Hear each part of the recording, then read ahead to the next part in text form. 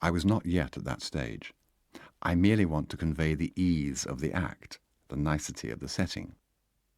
So, there was Charlotte, swimming on with dutiful awkwardness. She was a very mediocre mermaid, but not without a certain solemn pleasure, for was not her merman by her side?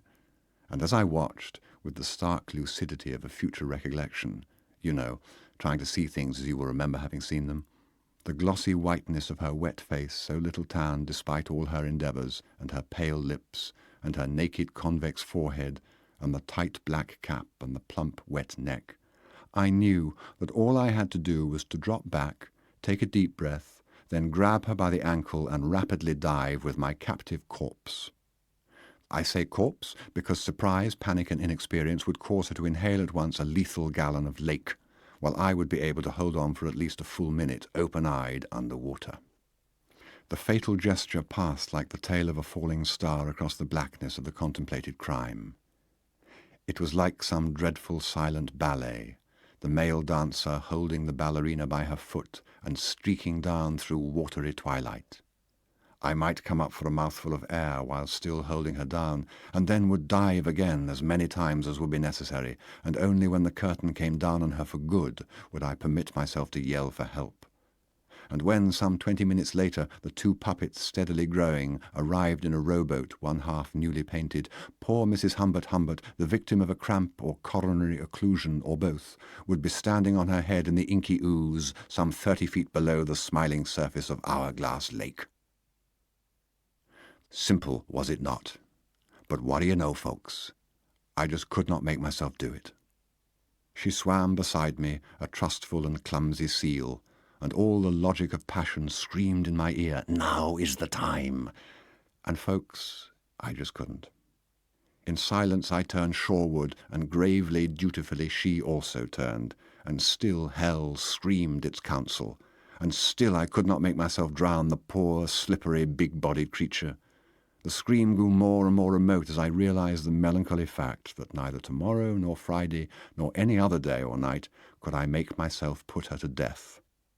Oh, I could visualize myself slapping Valeria's breasts out of alignment or otherwise hurting her, and I could see myself no less clearly shooting her lover in the underbelly and making him say "Ach!" and sit down, but I could not kill Charlotte, especially when things were on the whole not quite as hopeless perhaps as they seemed at first wince on that miserable morning. Were I to catch her by her strong kicking foot, were I to see her amazed look, hear her awful voice, were I still to go through with the ordeal, her ghost would haunt me all my life. Perhaps if the year were 1447 instead of 1947, I might have hoodwinked my gentle nature by administering her some classical poison from a hollow agate, some tender filter of death.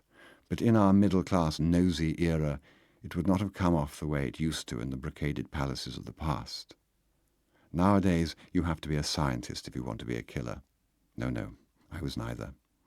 Ladies and gentlemen of the jury, the majority of sex offenders that hanker for some throbbing, sweet-moaning, physical, but not necessarily coital relation with a girl child are innocuous, inadequate, passive, timid strangers who merely ask the community to allow them to pursue their practically harmless, so-called aberrant behavior, their little hot, wet, private acts of sexual deviation, without the police and society cracking down upon them. We are not sex fiends. We do not rape as good soldiers do. We are unhappy, mild, dog-eyed gentlemen, sufficiently well integrated to control our urge in the presence of adults, but ready to give years and years of life for one chance to touch a nymphette. Emphatically, no killers are we. Poets never kill. Oh, my poor Charlotte, do not hate me in your eternal heaven, among an eternal alchemy of asphalt and rubber and metal and stone, but thank God not water, not water. Nevertheless, it was a very close shave, speaking quite objectively. And now comes the point of my perfect crime parable. We sat down on our towels in the thirsty sun. She looked around, loosened her bra, and turned over on her stomach to give her back a chance to be feasted upon. She said she loved me. She sighed deeply. She extended one arm and groped in the pocket of her robe for her cigarettes. She sat up and smoked. She examined her right shoulder. She kissed me heavily with open, smoky mouth. Suddenly, down the sandbank behind us, from under the bushes and pines, a stone rolled, then another.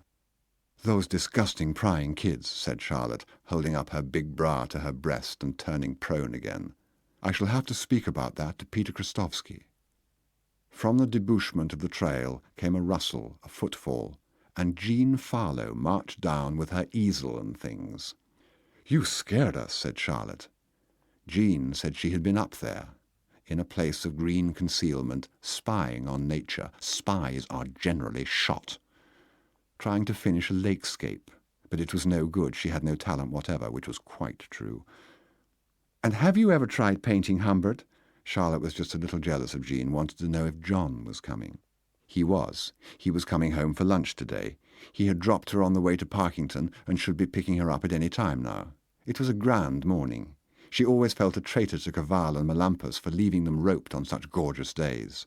She sat down on the white sand between Charlotte and me. She wore shorts.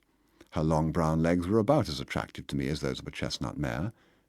She showed her gums when she smiled. "I almost put both of you into my lake," she said.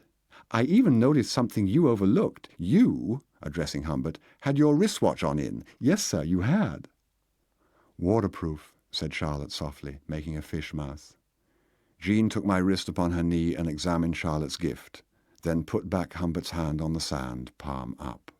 "You could see anything that way," remarked Charlotte coquettishly. Jean sighed. "I once saw," she said, "two children, male and female, at sunset, right here making love. Their shadows were giants. And I told you about Mr. Thompson at daybreak. Next time I expect to see fat old Ivor in the ivory. He really is a freak, that man. Last time he told me a completely indecent story about his nephew. It appears—" "Hello there," said John's voice.